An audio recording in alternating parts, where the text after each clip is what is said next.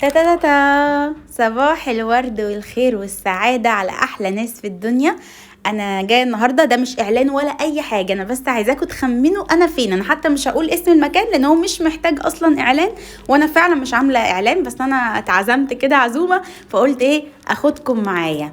بقول لكم إيه، الأكل هناك وهمي حرفيا، حلو جدا جدا. دي ما كانتش اول مره بصراحه اروحه، بس كان اول مره. بص بقى، شرب الملوخيه الجامد ده خطيره خطيره خطيره، بس ما كانش عليها طشه. مش عارفه بقى ايه الحكمه ان هم بيجيبوا لنا دايما الفيديوهات بتاعت الناس عليها طشه وبتاع، بس دي ما كانش عليها طشه، مش عارفه ايه السبب.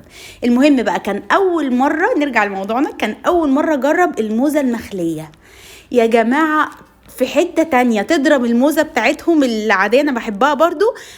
بس دي في حتة تانية، جوسي كده وتندر كده، خطيرة خطيرة حرفيا، فظيعة. انا عايزاكم تخمنوا في الكومنتات وتقولوا انا فين. مش اعلان لتاني مرة او لعاشر مرة، والله ما اعلان. والعيش بتاعهم التحفة ده تحفة. العيش بتاعهم ده تحس ان هو فطير اصلا، بيقرمش كده وطعمه يتاكل كده لوحده. والعيش بتاع الموزة المخلية دي برضو شارب كده من الصوص، هم عاملينها بصوص تحفة، صوص غريب قوي كده، طعمه معرفش فيه ايه، بس التوابل بتاعتهم فعلا تحفة.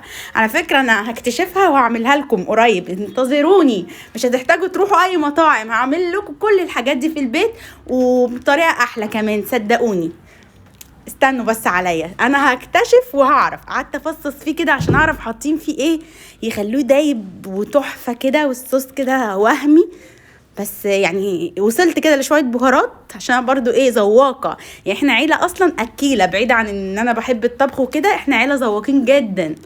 وهنا كنت بوريكم السمبوسه بتاعتهم، وبتنزل معاها سمبوسه وبتنزل معاها ممبرايه وسمبوسايه وشويه بطاطس كده وشويه رز، هوريها لكم برضو في الفيديو.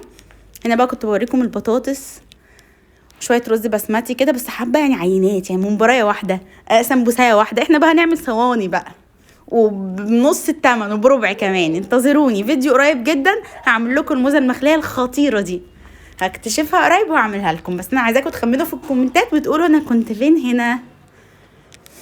هنا بقى ايه، انا كل شويه افتحها عشان هي كانت سخنه قوي، كانت نازله بتولع، فانا مش عارفه اوريها لكم في اول مره، فكل شويه تبرد شويه اروح فاتحه لكم حته، تبرد شويه اروح فاتحه لكم حته. بصوا العيش بتاعها عامل ازاي. هو مش عيش، هي عجينه هم عاملينها كده ومدخلينها الفرن، فاهمين؟ يعني عاملين حاطين اللحمه والصوص جوه العجينه دي وقافلينها وحاطينها الفرن، كله بقى يستوي جوه بقى، العجينه باللحمه بكل حاجه.